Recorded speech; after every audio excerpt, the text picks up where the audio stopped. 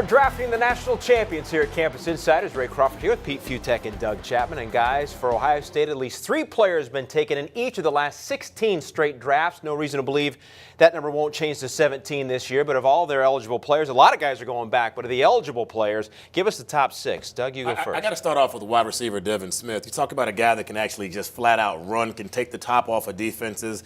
There hasn't been a wide receiver taking the first run out of Ohio State since 2007. It was Ted Ginn Jr. This kid averaged 28.2 yards per catch, can take the top off the defense, could be a first-round pick. If he's there in the second round, that'd be a crime to me. I get the second and third picks. I think eventually Michael Bennett, defensive tackle, if this was last year at this time, there'd be no question he'd have been the number 1 player taken out of the Ohio State draft. He's not that huge. He kind of had a little bit of an off year, but he's so quick and so talented. I think he's going to be a very productive pro. My other guy that I really like is DORAN, a cornerback. He might not have all the special talents, but he's fast. He can run. He's strong. He's got all the basic tools, and he's an Ohio State guy. He's going to produce pretty well in the league. I'm going to go back to offense now. Jeff Heuerman, tight end. Ankle injury slowed him down a little bit. Good size. Not a fantastic blocker in the trenches, but does just good enough.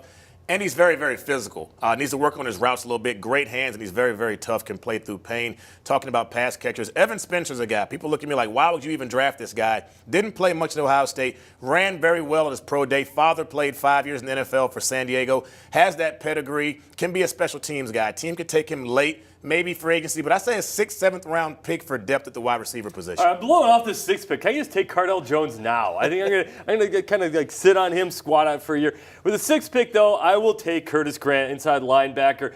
I know he's probably not going to get drafted. He'll get a shot in some camp somewhere. He just looks the part. He's very big, very strong, good guy. And he might make it as a special teamer. He's my 6th pick. All right, so as we look at the 6 here, let's follow up your point that you started to make there a few. Now, if Braxton Miller and Cardell Jones had decided to go pro, which quarterback, Doug, we'll start with you, do you think would have heard their name first? Oh, to play quarterback, Cardell Jones all day. He's got the size, arm talent, looks the part. Braxton Miller had is going to have a fantastic college career, but in the NFL, he will not be a quarterback. Oh, yeah, Cardell Jones would have been the 2nd quarterback taken off the board after Jameis Winston. With those tools and that upside, absolutely. In a bad quarterback draft, he might be the number 1 overall pick next year. He would absolutely be taken before Braxton Miller. Braxton Miller, if he was taken, would be taken as a wide receiver. Unbelievable in the postseason. We all had a chance to see him. Guys, thanks very much. Speaking of streaks, as the Buckeyes continue to look to build on that one they've got going in the draft, Texas had a player drafted every year since 1938, but none last year.